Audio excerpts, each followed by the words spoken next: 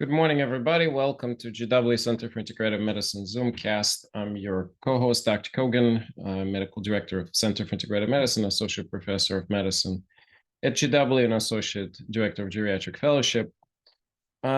Please subscribe to this channel if you find it useful. So controversial topic. As you all know, CDC have put out a recommendation that combining flu and COVID vaccine is safe. Question is it really safe? And even CDC does say that there is a possibility of increased risk of strokes in this combination. And as you may have seen, if you've been following my work closely, that I'm strongly recommending everybody to separate two vaccines by a minimum of 2 weeks, preferably 3 or 4. So I'm going to show you a couple of studies, and I'm going to walk you through sort of how I think about this. And I'm also going to show you a study, most recent study. We'll start with that shows significant harm, and this study was not included into CDC analysis. So I'm going to go ahead and share the screen. So this study has not yet been fully published, so this is in medRx, meaning that it's undergoing review, but it's such an important study that they've said that they will be positioning it here so you can view the preliminary data. So what you can observe from this study, this is where they specifically claiming the sort of the most important outcomes. So basically, it looks like that the risk of the combining risk of stroke when you take both high-dose adjuvant influenza vaccine with bivalent COVID vaccine, risk of stroke goes up by about 20%. With a confidence interval of 95%, just passing through statistical significance of being over 1.0. And, you know, what is 20% risk increase if you know that your stroke risk within, I think they analyzed it for up to 42 days. So, you know, your stroke risk in 42 days is going to be very, very small, you know, probably less than 1%. So increasing that by 20% will make that bump very, very small, but nonetheless, it's a real finding. The CDC on their website, which you can see here on the screen, this is their presentation that was put out October 25th. So just a couple of days after the above study was released, and I didn't find this study analyzed here.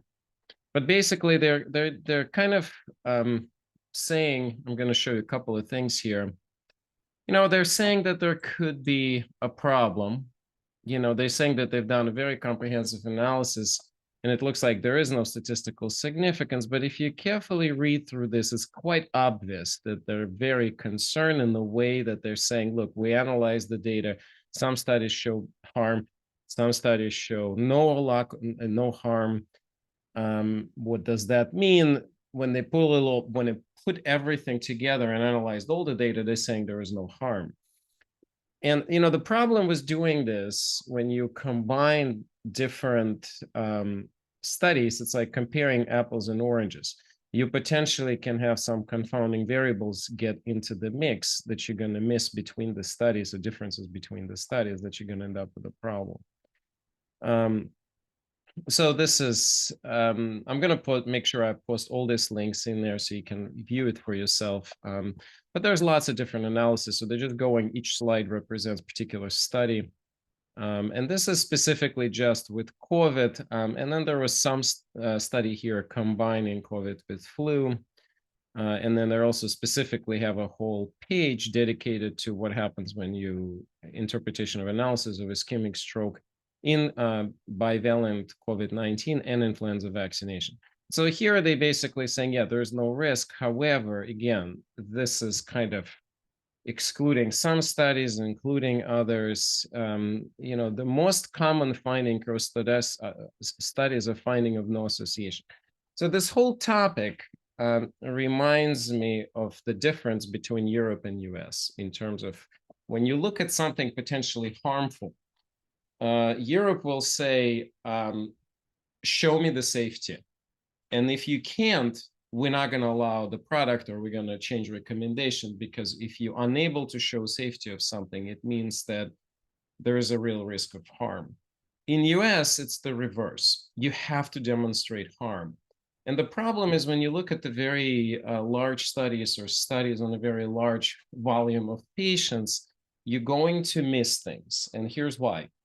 You're going to have what's called a dilution effect. You're going to miss particular subpopulations. You're going to dilute your harm with a large body of patients who are not going to have harm. And so, because we're in default saying, show me the harm, we kind of potentially causing a problem of sacrificing few patients who are actually truly going to have a stroke from the combination. And so I am strongly opposing CDC recommendation.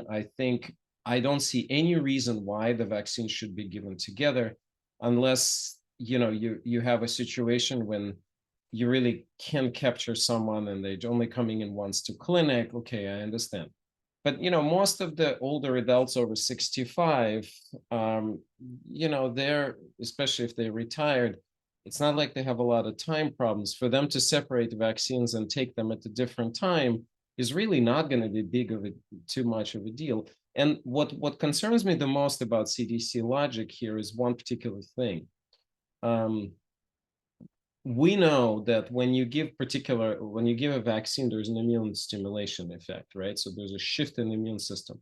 When you start compiling multiple vaccines together, you're starting to get the situation so complex that it's very possible that our modern analytic capacity is just not quite there.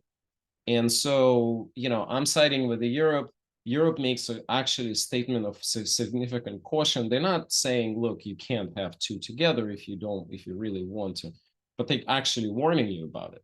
Versus in the States, the CDC has this push of, oh no, it's completely safe. There are multiple commercials to do that. And I really don't see any reason. If you're a younger person, that's probably okay. But if you're over 65, I would absolutely state that, in my opinion, this small chance of risk, and I'm going to stick with this newest study simply because it does appear to be most up to date and a more robust analysis.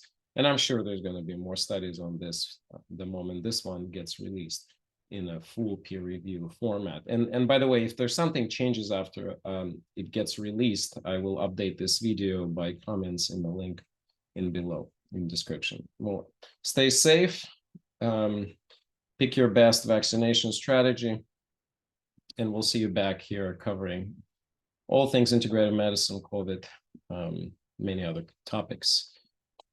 Take care. Bye-bye.